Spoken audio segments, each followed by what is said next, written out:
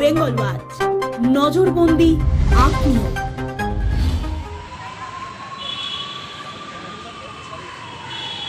বিগত বছরের ন্যায় এই নতুন বছরেও 18 এবং 19শে জানুয়ারি সুতানুটি শর্ট ফিল্মস আয়োজিত কৌশিক ঘোষ পরিচালিত বেশ ভিন্ন স্বাদের ছবি প্রদর্শিত হলো নন্দন প্রদর্শনীতে।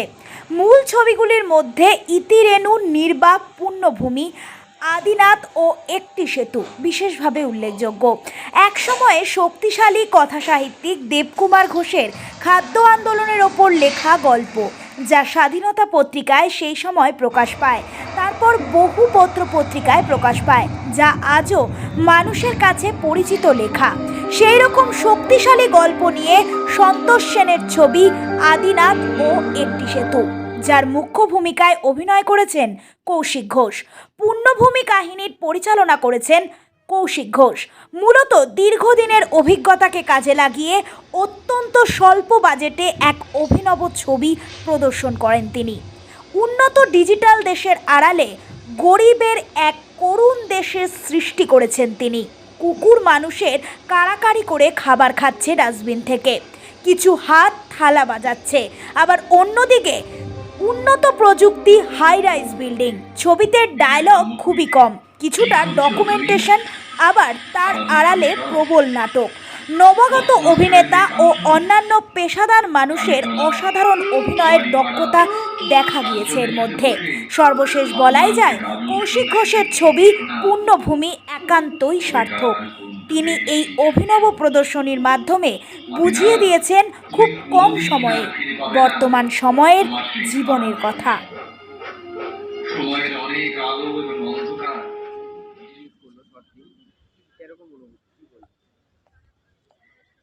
ভাষায় প্রকাশ করতে পারবো না, ভীষণ খুশি। প্রথমেই কৃতজ্ঞতা জানাবো সুতানুটি শর্ট ফিল্ম ফেস্টিভ্যাল কর্তৃপক্ষকে, নন্দন কর্তৃপক্ষকে। আমার এটা প্রথম ছবি পুণ্যভূমি, কাহিনী চিত্রনাট্য পরিচালনা আমারই। গতকাল আমার একটা ছবি, আমার অভিনীত ছবি দেখিয়েছে, কারণ অনেকেই জানেন আমি একসময় নিয়মিত টিভি সিরিয়ালে অভিনয় করতাম, উৎপল দত্ত দলে নাটক করতাম। আর এটা আমার প্রথম এককভাবে নির্মিত ছবি, শর্ট ফিল্ম পুণ্যভূমি। এই ছবিতে আমি দেখাতে চেয়েছি সে এক দেশের গল্প। আপাতদৃষ্টিতে ডিজিটাল দেশ, উন্নত দেশ, স্বনির্ভর দেশ, কিন্তু তার আড়ালে ডাস্টবিন থেকে খাবার কুড়িয়ে খাওয়া এক দেশের গল্প এই পুণ্যভূমি। পুণ্যভূমি নামটাও কিছুটা আমি মজা করে বা ব্যঙ্গাত্মকভাবেই বলেছি। আমাদের এই দেশ পুণ্যভূমি যেমন হওয়ার কথা ছিল তেমন কি আদৌ হয়েছে, এটাই প্রশ্ন। আর আমার অভিজ্ঞতা বা আনন্দ, অবশ্যই একটা কিছু কাজ করলে তা যদি প্রকাশ পায়, অনেক মানুষ দেখে, খুব ভালো লাগে, ভীষণ ভালো লেগেছে। বাবা বিখ্যাত সাহিত্যিক দেবকুমার ঘোষ, তার লেখা গল্প নিয়ে গতকাল একটা ছবি, আমি তাতে অভিনয় করেছিলাম, সন্তোষ সেনের ছবি আদিনাথ ও একটি সেতু, গতকাল এখানে প্রদর্শিত হয়েছে। গল্পটা খাদ্য আন্দোলনের উপর লেখা, ওই 65, 64, 6-এর দশক, সেটা দেখিয়েছে।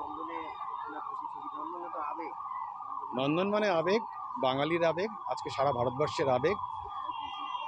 অসাধারণ লাগছে এবং এই সরকারকেও ধন্যবাদ জানাবো, এত সুন্দরভাবে মেনটেন করেছেন বা মেনটেন করছেন। আমরা যারা শিল্প সাহিত্য করি তারা কৃতজ্ঞ।